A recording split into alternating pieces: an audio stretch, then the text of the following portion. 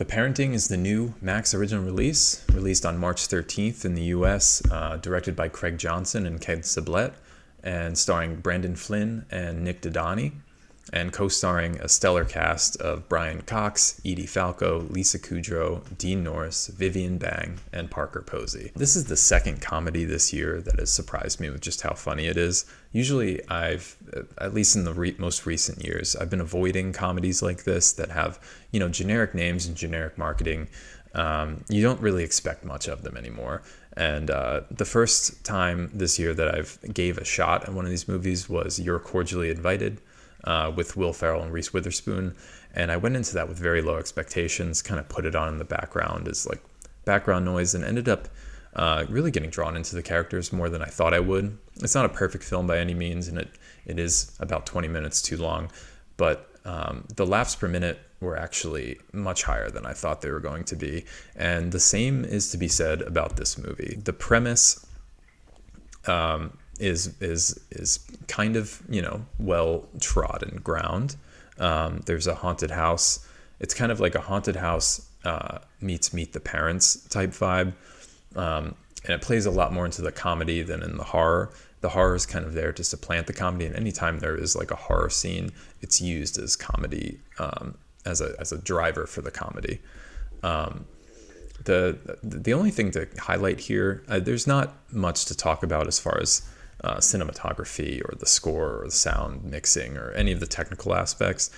The reason this movie works is because the cast is having a great time and they all bring their A game comedically. Seeing Edie Falco and Brian Cox, these actors that are not truly known for their comedic roles, seeing them bring some comedic flair, and then also Lisa Kudrow and Dean Norris as Josh's parents. Everyone is so on their A game, and you can tell that the production was a lot of fun, and that goes a long way with movies like this, where if the actors weren't bringing 100%, this movie would fall into the waste bin pretty quickly. Because you have this cast and because the casting is so perfect, it really keeps you engaged throughout. And I would really like to talk about Brian Cox's and Parker Posey's performances in particular.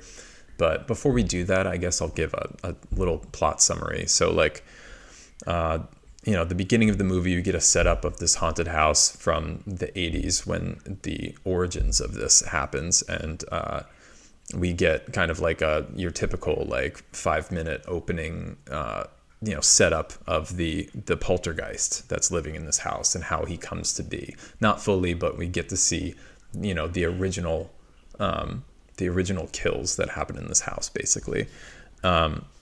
And then we are introduced to our two stars, Josh and Rohan, Brandon Flynn and Nick Dodani.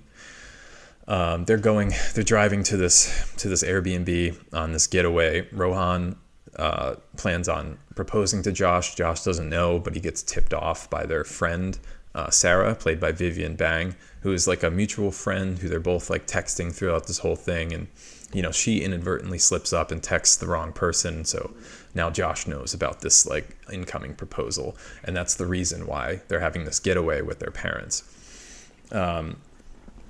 So they get there, they're met by Parker Posey, who is the property manager that something's a little off about, and she's fantastic in this. Every time she's on screen, she steals the show. She's worth the price of admission just right off the bat. But yeah, so everyone gets there, you got your typical setup. There's more laughs than there normally would be in a situation like this. So the action really kicks off when Brian Cox's character recites the Wi-Fi password, which is set to a Latin phrase that is used to kind of summon this poltergeist and allow him to possess the person who says it, which I thought was a pretty funny and unique way of like introducing this poltergeist into the realm.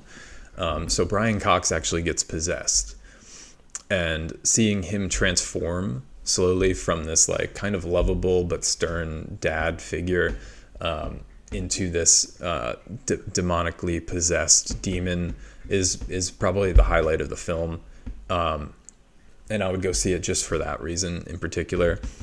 he's hilarious, and the whole cast is really great. I don't want to spoil too much. That's enough spoiling. There are spoilers, I guess, obviously, but like I don't want to go crazy on it. I just wanted to give my 2 cents on this film. The cast itself is worth the price of admission. I suggest you go watch it. I mean, really isn't a price of admission if you have Max already, but hey, I guess if you want to subscribe to Max, I'll leave an ad. This is an ad for Max. Yeah, definitely go see it. Like I said, there's not much to talk about here, but I just wanted to put my 2 cents on it. And thank you for watching.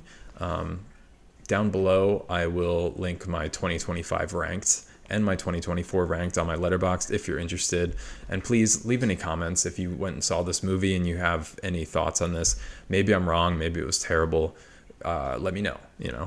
Please like and subscribe, and keep coming back. I'm gonna keep making new film content and hopefully get better and better as we get into the swing of things. So thank you for watching this, and I'll talk to you later.